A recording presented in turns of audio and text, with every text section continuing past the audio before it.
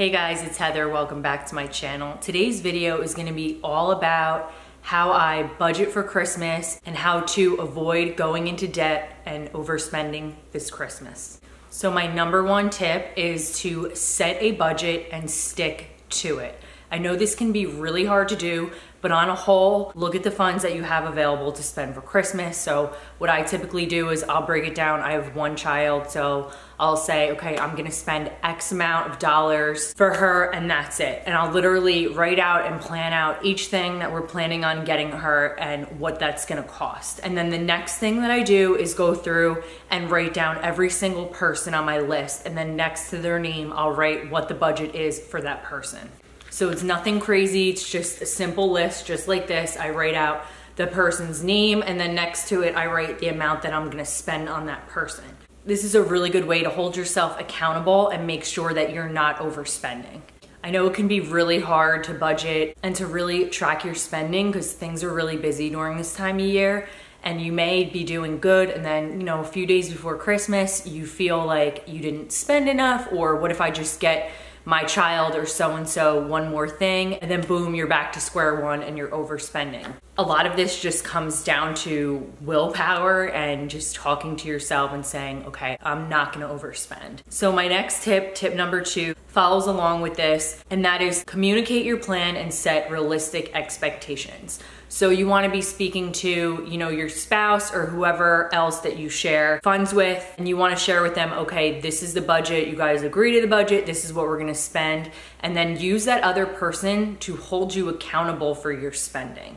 So I am a natural spender. I'll have some months where I'm really good at saving. Like I'm really good at organizing and budgeting and saving, but sometimes I like to spend. I have to fight the urge a lot. Where my husband is good and he doesn't really spend any money and he likes to save. So he definitely puts me in check quite a bit, which is a good thing, especially when you don't want to get yourself into debt or overextend your funds during the holiday season. Now, as far as setting realistic expectations, for example, my daughter's asking for a swing set, a trampoline, the LOL dollhouse that costs like $200, the LOL big surprise, and a couple other things, and it's like boom, boom, boom, boom. Before I know it, that's, in the thousands if I were to get her every single thing that she wanted. So I just communicate, even though she's only 3, I just let her know. Either you ask for this and this is what Santa's gonna bring, and you're not gonna get everything on your list. It just doesn't work that way. And another thing, if you get like that mom guilt or that dad guilt and you just feel guilty, like I wanna get my kids everything. For my daughter, she has a birthday coming up in February. So if I were to get her all those things come December for Christmas, then it's like, okay, well, what am I gonna get her on her birthday? It's just unrealistic to be able to buy your child every single thing that they want. So I just think it's good to set expectations right up front. And that's the same with buying gifts for anyone. If your spouse wants something that's thousands of dollars, you need to talk about it ahead of time and say, this is what we have in the budget for spending for Christmas, and we really need to stick to it. So tip number 3, and what I like to do each year, I use the points that I've earned on my credit card or my airline miles. This year I had a bunch of airline miles, and I know we just went on vacation, we're not gonna be going anywhere, so instead I just cash them in for gift cards that I can use to buy gifts for my family. And another thing, I use an Amex. It has to be paid in full every month. That's what I like. Otherwise, I know myself and I will just start spending, and I don't wanna get myself into debt, so I like to use an Amex that I spend this amount of money and I have to pay it back every month. And I'm really happy with their points and their reward system.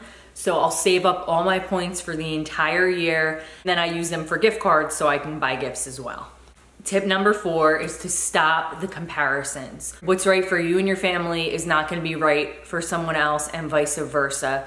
And what so-and-so's kid's getting and what so-and-so's buying, that doesn't really matter, because at the end of the day, you're the one that's going to have to deal with the consequences of the bills that you're gonna have in the mail just because you wanted to keep up with the Joneses. I just think it's important to just stop the comparisons. Do what's right for you, do what's right for your family, because if you're taking funds away from other areas, you're putting yourself into debt, that's just gonna lead to bigger problems in the long run, because if you have financial goals and you have visions on what you want and where you wanna be, overspending during Christmas, trying to keep up with what everyone's buying their kids, you don't know what their financial situation is. They could be in tons of debt. It's just always better to do what you can afford and not feel guilty about it and feel good about it, because at the end of the day, you're doing what's best for you and your family. Not to mention, your kids and your family wouldn't want to see you overspending just so that you can buy them extra gifts. My fifth tip is to do a ton of research and just kind of keep track of all the different stores that you're gonna be buying certain things from. This time of year, stores, they have sales on everything. A lot of time, if you go on a website and you subscribe to their mailing list, they'll give you like a 20% off coupon or whatever in your email, and then you can just unsubscribe. So use that coupon, buy what you need to buy, save money, and then unsubscribe so that you don't keep getting bombarded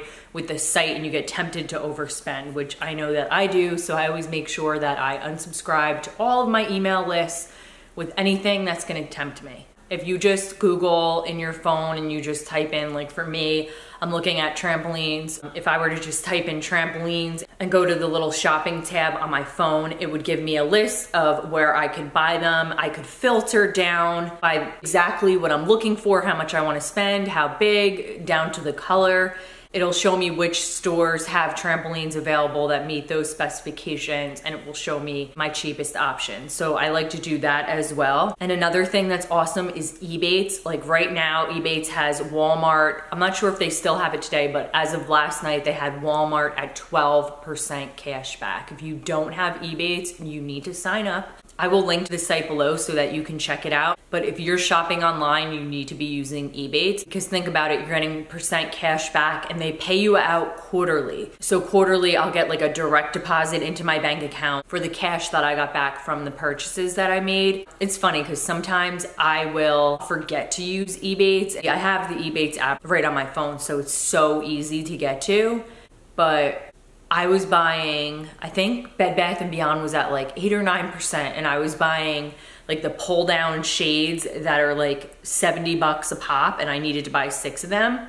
And I bought them from Bed Bath & Beyond online, and I forgot to go through Ebates, and I spent over $400 at Bed Bath & Beyond. And if I would've went through Ebates, I would've gotten $40 cash back. I know sometimes it's not a ton in the amount that you're spending or whatever, but $40, like it's a good amount of money. So I was so mad at myself. I was like, oh, how did I forget to use Ebates? It's like I wanted to cancel the order and then replace it, but I just let it go. But if you're not using Ebates, you definitely need to check it out. Like look at these stores, Amazon, Walmart's at 10%, there's Bed Bath & Beyond, Sephora, Old Navy, Kate Spade, Overstock. There's so many stores that participate. It's seriously such a good deal. Even if you only get like $3 back, hey, it's $3 and the money adds up. So my last and final tip today is probably my best tip, but it's kind of late to start it for this Christmas season. So that's why I'm mentioning it last. So my sixth and final tip today is to start a Christmas fund if you don't already do that. I know you're thinking, I don't have any extra money to do that. Even if you just put a couple bucks in it whenever you get a chance throughout the year. I start mine in January. I bank through PNC. They have virtual wallet account where the reserve account, you can break down tons of different categories and title it, and you can track your savings progress. It's awesome. I just personally love it. You can organize all your spending, all your funds in there. So that's exactly what I do. I set up my Christmas fund in my bank account and I transfer money over. So at the end of the year, I'm not scrambling and I'm not like, okay, I guess I'm gonna have to take, this money out, or quick, we're gonna have to come up with X amount of money for this, because I do not want to use credit cards and go into debt. I like to spend the money that I have. If I don't have the money at hand, I don't wanna go into debt about it. I don't wanna stretch myself thin, and I just find this way to be the easiest way to prepare for the holiday season, so you're not stressing out. So even if you tell yourself, okay, starting in January, I can only afford to put 10 bucks away, and just set the expectation low and do what you can, because at the end of the year, it's really going to help. So set your budget, take a look at what you're gonna need, and try to just slowly get the funds where they need to be so at the end of the year, you're not scrambling. All right, guys, so that's gonna do it for today's video. If you like this video and you found it helpful, please let me know by giving it a thumbs up and then hit that subscribe button down below. I'll see you guys in my next one. Bye, guys.